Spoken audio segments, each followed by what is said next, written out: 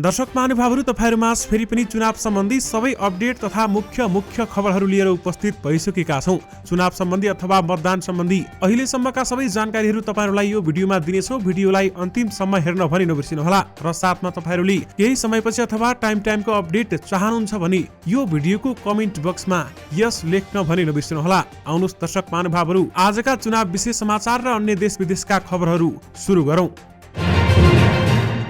राष्ट्रिय स्वतन्त्र पार्टीका सभापति रवि लामिछानेले चितवन 2 मा आफ्नो जित सुनिश्चित रहेको बताएका छन्। आइतबार विभिन्न मतदान केन्द्रमा मतदाता भेट्न पुगेका उनले चितवनमा घण्टी बजिसकेको टिप्पणी गरेका छन्।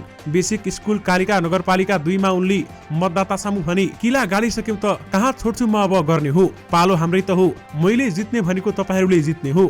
आफूले चुनाव जितेपछि पनि चुनाव चिन्ह अगाडि मत माग्न आए जसरी नै घर घरमा आउने लामिछानेले बताएका छन्।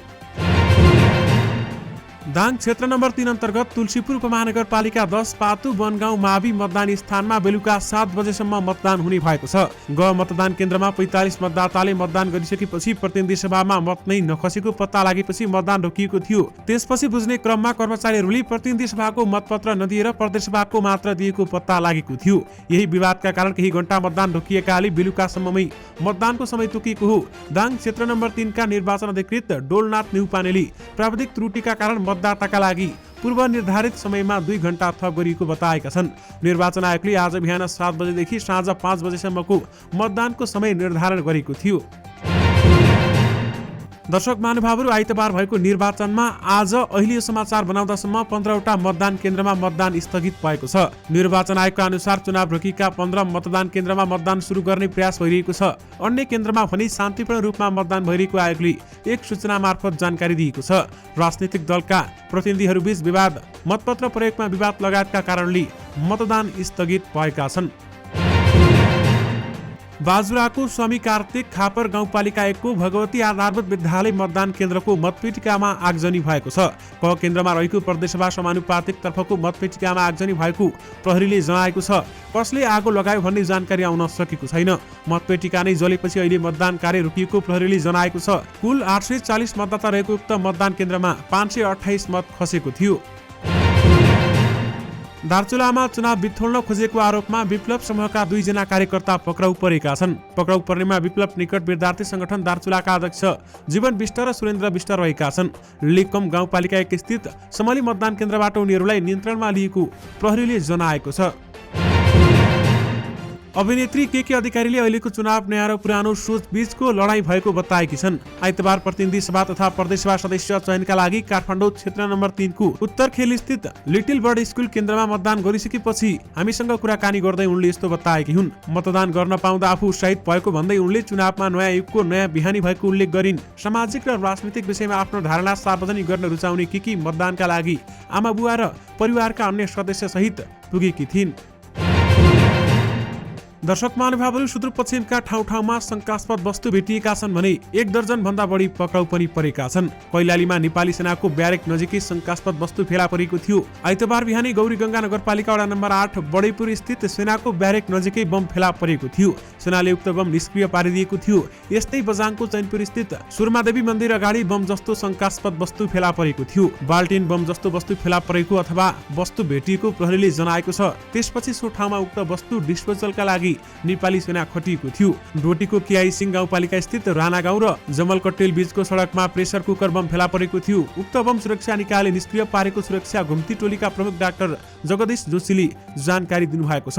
कैलालीको धनगढी उपमहानगरपालिका 2 स्थित शारदा माध्यमिक विद्यालय मतदान केन्द्र नजिक बम विस्फोट भएको थियो।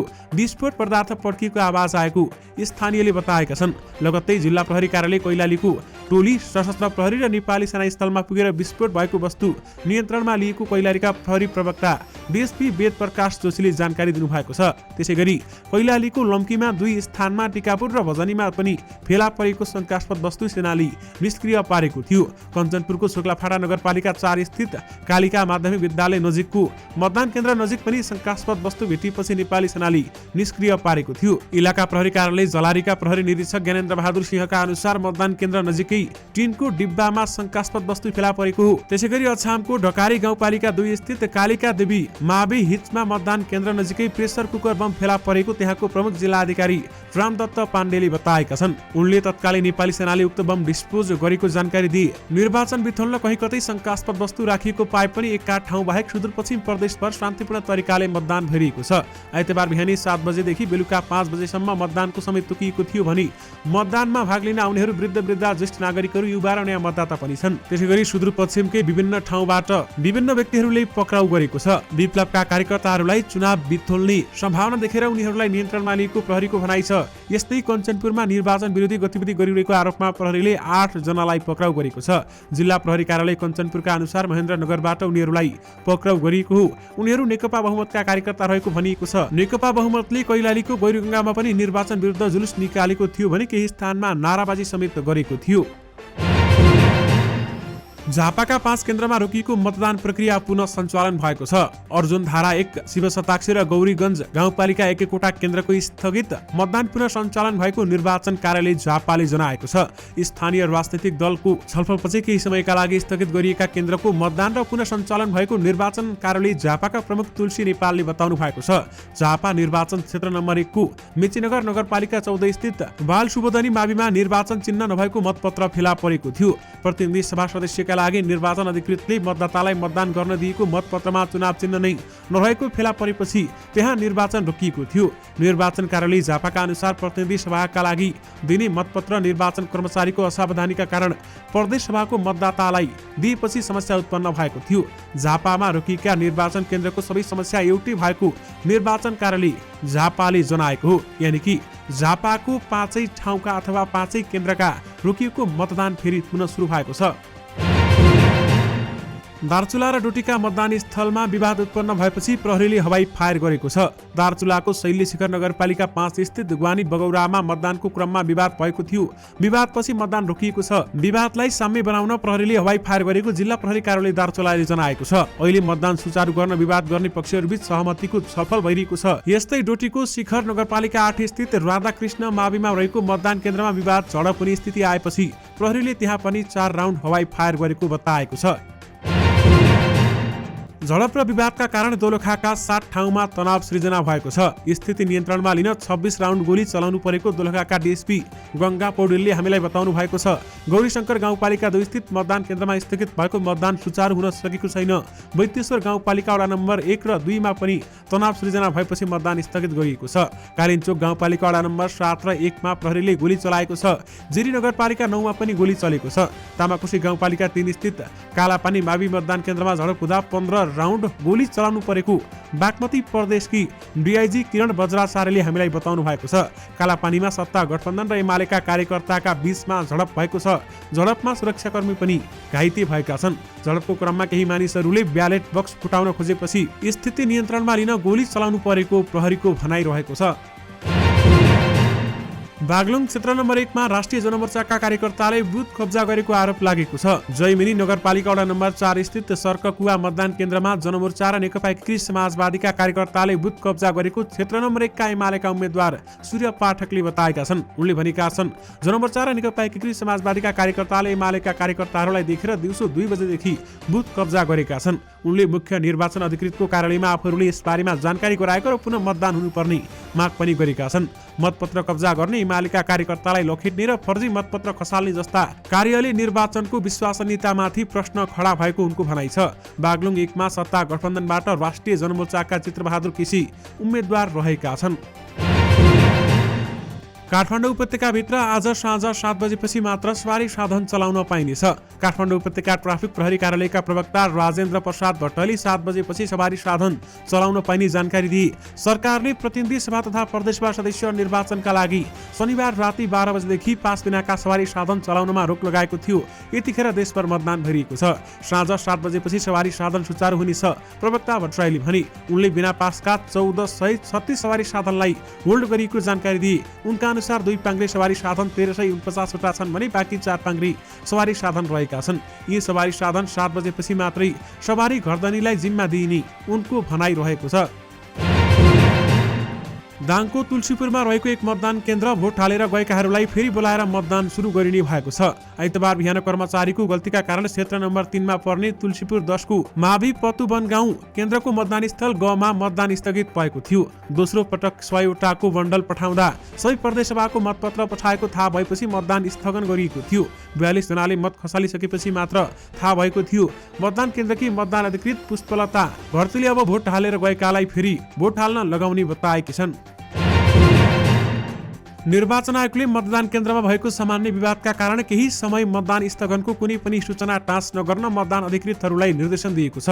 प्रमुख निर्वाचन आयुक्त दिनेश कुमार थपलियाले मतदान केन्द्रमा भएको सामान्य विवादका कारण केही समय स्थगन भएको मतदान कार्य सुचारू गर्ने र साँझ 5 बजेसम्म मतदान स्थगनको कुनै पनि सूचना टाँच नगर्नको लागि सबै मतदान अधिकृतहरूलाई निर्वाचन आयोगले निर्देशन दिएका हुन्। अहिले कतिपय निर्वाचन क्षेत्रका मतदान स्थलमा सामान्य विवादका कारण मतदान कार्य स्थगित भइरहेको समाचार आइरहेका छन्। यसैगरी कतिपय ठाउँमा भने कर्मचारीको लापरवाहीको कारण मतदान स्थगन हुन पुगेको छ। पर्साको पर्टेवा सुगौली गाउँपालिका 2 गालीको बेलवा स्थित थारू सेवा सदन मतदान केन्द्रमा मतपत्र फरक परेपछि करिब 2.5 घण्टा मतगणना स्थगित भएको छ। स्थगित भएको मतदान अहिले सुरु भइसकेको छ। प्रतिनिधि सभा सदस्य निर्वाचनको लागि प्रदेशसभा निर्वाचनको मतपत्र दिएको खुलेपछि 1 बजेदेखि मतदान स्थगित भएको थियो। पर्सा क्षेत्र नम्बर 3 का निर्वाचन अधिकृत योगनाथ ढकालका अनुसार 557 मतदाता रहेको मतदान केन्द्रमा 54 जनाले मत खसाइसकेपछि गलत मतपत्र परेको खुलेको थियो। पहिले खसालेको 54 मत बदर गरेर ती मतदाताले पुनः मतदान गर्ने सहमति भएपछि मतदान पुनः सञ्चालन भएको हो।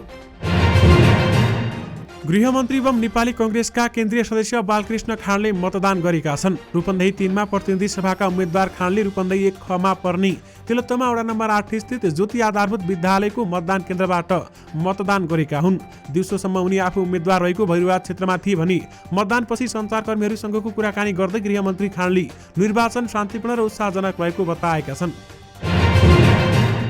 दर्शक महानुभावहरू, रूपन्देहीमा यो समाचार बनाउँदासम्म 52% मत खसेको छ। प्रतिनिधि तथा प्रदेशसभा सदस्य चयनका लागि आज बिहान 7 बजेबाट मतदान भइरहेको छ। रूपन्देहीका 6,38,952 जना मतदाता छन्।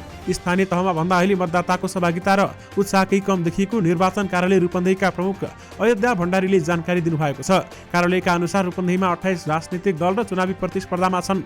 5 निर्वाचन क्षेत्र रहेको रूपन्देहीमा 203 जनाले उम्मेदवारी दिएका छन्।